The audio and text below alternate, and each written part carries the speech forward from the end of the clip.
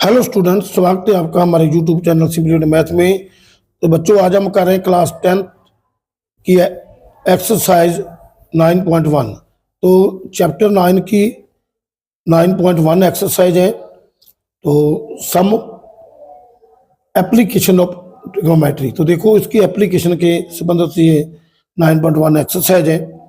तो 12 क्वेश्चन है। इसकी स्टेटमेंट क्या है? From the top of a 7 metre high building. तो ये सीडी 7 मीटर हाई बिल्डिंग है।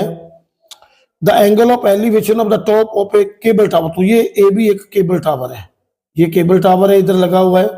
और इधर एक दूसरी तरफ एक बिल्डिंग है जो कि 7 मीटर ऊंची है और 7 मीटर इसकी हाइट है। तो देखो, इज 60 डिग्री। तो टॉप, जब उस बिल्डिंग के टॉप से कोई टावर को देखता है, उसका जो एंगल ऑफ एलिवेशन बनता है वो 60 डिग्री बनता है। और जब वहीं से उसके फुट की ओर देखता है, एंगल ऑफ डिप्रेशन, जो ऊपर से नीचे देख रहा है, यहाँ से एक देख रहा है, कोई आइज है यहाँ से देख रही है, तो नीचे जब वो देखता है, कोई ऑब्जर्वर है कोई, तो नीचे जब देखता है तो एंगल क्या बनता है? 45 डिग्री इसके हॉरिजॉन्टल के साथ।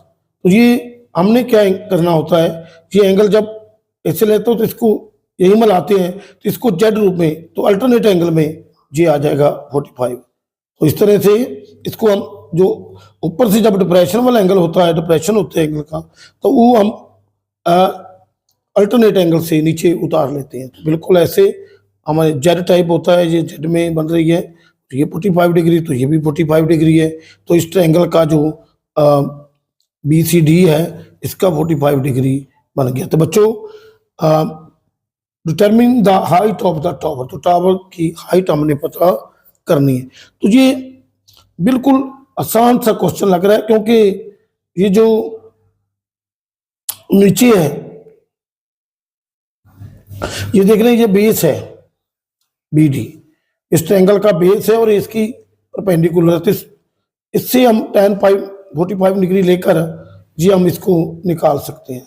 तो ये आ जाएगा। देखो जी, देखने में इक्वल होते हैं ये दोनों, सर नहीं लग रहा, लेकिन दूर से इसी तरह भी हमने तो इसको इक्वल करना ही है। 45 डिग्री तो इक्वल ही होते हैं, लेकिन फिगर में थोड़ा सा देखने में किस तरह भी लग जाए, लेकिन उसकी जो टेक्निकल, उसकी जो वैल्यू है वो सेम आनी चाहिए। तो देखो जी, हम देख रहे हैं ये केबल टावर है और यहाँ एक बिल्डिंग से ऊपर से कोई देख रहा है, तो जो टावर का, केबल टावर को ऊपरला सिरा देख रहा है, एंगल ऑफ एलिवेशन जो 60 डिग्री, और वहीं से जब उसके केबल टावर के फुट की ओर देखता है तो उसका एंगल ऑफ डिप्रेशन जो है 45 डिग्री बनता है। इसको हम पता है, ये अल्टरनेट एंगल से हम 45 यहाँ लिख लेते हैं। तो देखो बच्चों, ये बिल्डिंग अगर हम इस तरह से मिला दें तो ये क्या बन जाएगा? एक देखें तो, क्योंकि ये 45 डिग्री है तो स्क्वायर बनेगा।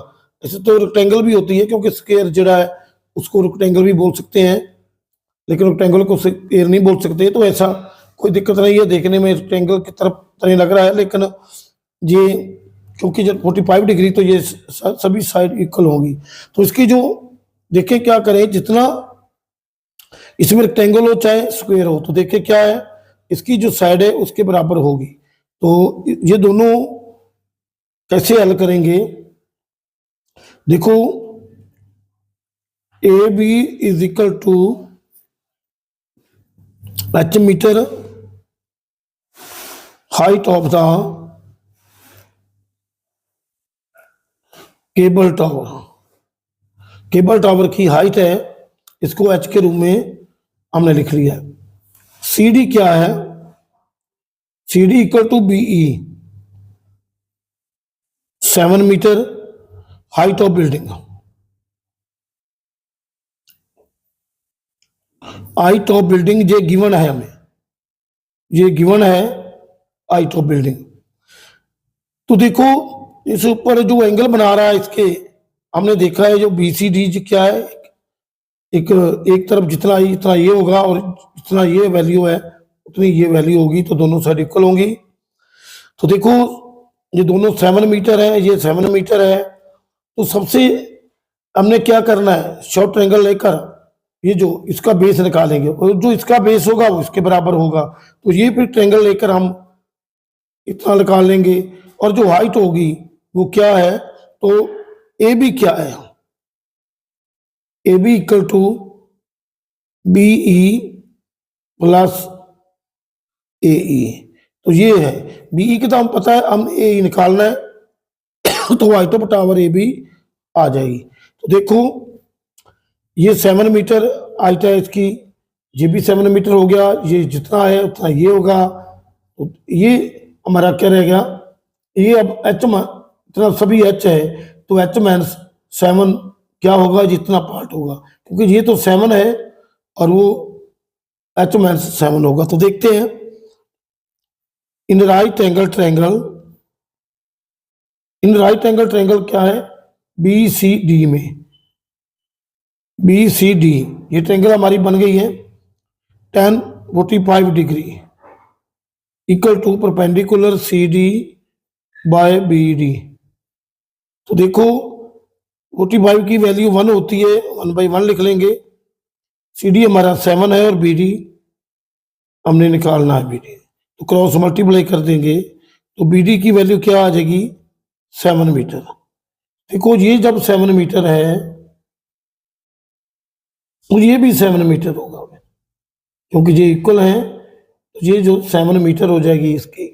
तो देखो हमने लिखा है C D equal to B E, ये इक्वल है 7 मीटर है। आल्सो यहां लिख लेते हैं also B D equal to C E. तो देखो जी हमने निकाला है बी डी, जब सी निकाला है तो ये क्या लिखेंगे, now since B D equal to C E equal to 7 metre, तो ये 7 मीटर आ गई। तो इन राइट एंगल ट्रायंगल इसको ले लेंगे, in right angle triangle A C E क्या होगा इस राइट एंगल ट्रायंगल में, tan 60 डिग्री लेंगे, ए ई बाय सी ई इसको ले लेंगे और क्रॉस मल्टीप्लाई कर देंगे, ये ए एक तरफ जाएगा, सी इंटू tan 60 डिग्री हो जाएगा। ए की वैल्यू जो है एच माइनस 7 है, ये पढ़ लेंगे, और सी ई हमारे पास जो है वो 7 आ गया इंटू 10 3 हो जाएगा। देखिए एच की वैल्यू क्या हो जाएगी, 7 स्क्वायर रूट 3 है और 7 इधर प्लस हो जाएगा, 7 इससे कॉमन निकाल लेंगे। जब 7 को कॉमन निकालेंगे तो ये 3 + 1 मीटर जो height of tower cable tower की आ जाएगी। जब भी कई जो मैथ में तो ऐसा लिखा होता है, ये भी हमारा आंसर है। अगर हम इसे आगे करना चाहें तो इसका जो जवाब है वो आगे भी आ सकता है। जब वो ऐसे पूछा हो कि ये कितनी है, हाइट ऑफ टावर कितनी होगी, तो उसे हम आसानी से उसका जवाब भी लिख सकते हैं। तो देखो कई बुक्स में किस तरह है, वो एनसीईआरटी बुक में तो ऐसा ही जवाब है, 7 इंटू √3 + 1 मीटर, ये हमारा आंसर आ गया। तो बिल्कुल इजी क्वेश्चन है। हाइट ऑफ टावर जी है हमारी 7 इंटू √3 + 1 आ गई है, और ये जो कई तरह की जो एनसीईआरटी बुक में ऐसा ही आंसर दिया। अगर हम इसे आगे सॉल्व करना चाहें तो इसकी वैल्यू भर के कर सकते हैं। तो देखो, तो चलो अब देखते हैं क्वेश्चन नंबर 13। तो 13 क्वेश्चन में क्या है, an observer from the top of a 75 metre high lighthouse. तो एक चानन मुनारा इसे बोलते हैं। लाइट हाउस होते हैं समुद्र में, जहाजों की जो जहाज जो होते हैं, शिप्स होते हैं, उनके आने जाने की पोजीशन को देखते हैं, यहाँ से देखा जाता है। तो ये एक लाइट हाउस है, ये भी इसकी हाइट 75 मीटर, ये इसको हम एक सरफेस मान लेते हैं, ये एक प्लेन है, एक हॉरिजॉन्टल है। देखो यहाँ से फ्रॉम द सी लेवल से 75 मीटर जो ऊपर एक लाइट हाउस है। तो angle of depression of 2 ships, ऊपर से कोई ऑब्जर्वर है उसको देख रहा है दो समुद्र की तरफ। तो 2 शिप्स ने जो 30 डिग्री, एक तो 30 डिग्री पर आ रहा है, एक कोण बना रहा है इससे एंगल, तो दूसरा जो है वो शिप जो है क्या है, वो 45 डिग्री का एंगल बना रहा है। If one ship is exactly behind the other, अगर यदि एक शिप एक दूसरे के बिल्कुल उसकी स्ट्रेट लाइन में है, बिल्कुल उसके बिहाइंड है, तो क्या side of the light house के सेम साइड ऑफ द उसी दिशा में ही उसी साइड में ही है जहां पहले वाला एक दूसरे के बिल्कुल बिहाइंड है, आगे पीछे है। तो from the point the distance between the two ships, तो दोनों जो शिप्स हैं उनके बीच की दूरी कितनी है वो हमने निकाल दी है। तो देखो find the distance between the two ships, तो इनके बीच की दूरी क्या है, तो बिल्कुल इजी है। सबसे पहले हम क्या करेंगे, इसको मान लेंगे। देखिए बच्चों, इसकी एक ट्रेंगल बन रही है, ये इसका जितना ये भी आएगा 45 एंगल हो, तो ये एक जैसे ही आते हैं दोनों बिल्कुल। ये बच्चों इसको देखना मत कि ये इतनी बड़ी नजर आ रही है कम, तो देखने में हम दूर से देखेंगे तो कई बार ऐसे ही लगते हैं। तो हमने फिगर बनाने में कोई फर्क नहीं पड़ता, ये तो फिगर है ना, इसमें अगर पूरा माप कर बनाएंगे तो भी ठीक, पूरा तो हम इतना मीटर तो ला भी नहीं सकते ना, तो इसको देखना ही होता है। ये सिर्फ हमें समझाने के लिए, समझने के लिए होते हैं ये। तो ये 75 मीटर लाइट हाउस है, और ये इतनी दो शिप आ रहे हैं, सी और डी, दो शिप हैं। तो ये क्या है, इनकी दूरी है यहाँ से। तो एक साइड पता है हमें, दोनों ट्रायंगल बन रही है, एक तो बन रही है ए बी सी और एक बन रही है ए बी डी। तो इसकी जो ये बेस बन रहा है इस ट्रायंगल का, और ये भी सारा इसका बेस बन रहा है। इसका मतलब ये हुआ, अगर हमें बी डी पता हो, बी सी पता हो, तो सी डी का रास्ता निकाला जा सकता है। तो बिल्कुल कोई प्रॉब्लम नहीं इसमें। देखो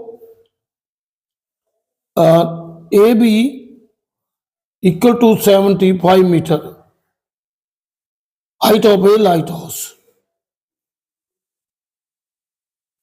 height of a lighthouse.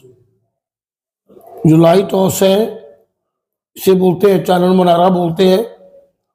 तो वो उसकी जो हाइट है 75 मीटर है। Let C and D be two ships, दो शिप हैं। तो टू शिप्स है, दो जहाज हैं, जो एक समुद्री जो बेड़े हैं, जहाज हैं, तो एक दूसरे के बिल्कुल बिहाइंड में आ रहे हैं।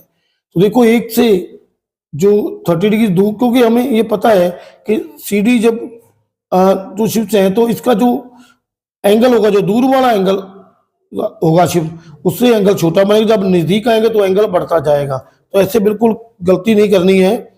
सी and D be two ships, तो दो जहाज हैं। तो इसको क्या है, so distance between them, therefore distance between two ship is equal to C D. तो सी डी इक्वल क्या होगी, B D minus B C, B D minus B C. अगर बी डी बी सी भी हम निकाल लें, B D भी निकाल लें, तो सी डी की वैल्यू निकाल लेंगे। तो देखो बिल्कुल सिंपल है। In right angle triangle A B C, in right angle triangle A B C हम tan 45 डिग्री लेंगे। tan 45 डिग्री क्या होगा, perpendicular A B by B C. तो इसको हम, इसकी वैल्यू भर लेंगे 1/1। ए बी हमारा 75 और बी सी तो निकालना है। तो ये क्रॉस जब करेंगे तो बी सी की वैल्यू जो आ जाएगी 75 मीटर आ जाएगी, क्योंकि जब 45 डिग्री होता है दोनों साइड इक्वल होती है। तो अब again in right angle triangle A B D, A B D में tan 30 ले लेंगे। tan 30 ये भी होगा A B by B D. इसको जब क्रॉस मल्टीप्लाई करेंगे तो देखो क्रॉस मल्टीप्लाई कर लें, क्योंकि ऊपर निकालना ए बी तो हमें पता है, तो फिर वैल्यू भर लेंगे। इसकी वैल्यू 1/√3 होती है, और ए बी की 75 है, तो बी डी की वैल्यू हमने निकाल ली। तो क्रॉस कर लेंगे यहाँ से, और B D equal to 75√3 metre. तो ये हमारी वैल्यू आ गई है दोनों की। तो बिल्कुल सिंपल क्वेश्चन है। देखो ये हमारी बी डी वैल्यू है, और ये बी डी टोटल वैल्यू आ चुकी है, टोटल वैल्यू है। और इसकी जो सी डी की वैल्यू कैसे निकालनी है, सी डी की वैल्यू निकालने के लिए ये बी डी की वैल्यू आ चुकी है, बी सी की वैल्यू आ चुकी है। तो now C D equal to B D minus B C. तो बी डी की वैल्यू कितनी है 75 स्क्वायर रूट 3 है और वो 75 है। 75 को हम कॉमन निकाल लेंगे, अंडर 3 माइनस 1 मीटर। तो यही एनसीईआरटी में आंसर दिया हुआ है। तो देखेंगे डिस्टेंस बिटवीन टू शिप्स क्या है 75 इंटू अंडर 3 माइनस 1 मीटर हमारा आंसर आ गया। तो बच्चों आज बस इतना ही। Thanks for watching this video. तो बच्चों इस चैनल को सब्सक्राइब करें, लाइक करें और शेयर करें।